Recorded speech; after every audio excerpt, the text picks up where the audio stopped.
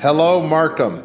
Starting January 1st, 2026, the curbside collection and processing of blue box materials will be overseen by Circular Materials Ontario, with curbside collection provided by Miller Waste.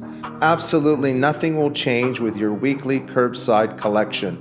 You'll keep the same schedule, the same blue box, and the same reliable service by Miller Waste.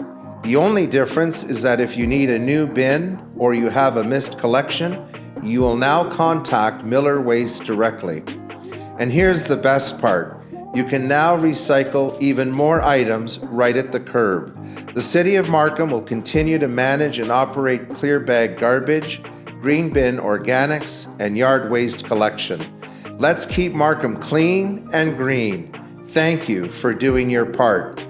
Visit markham.ca/recycling, and for the full list of recycling materials, visit circularmaterials.ca/Markham.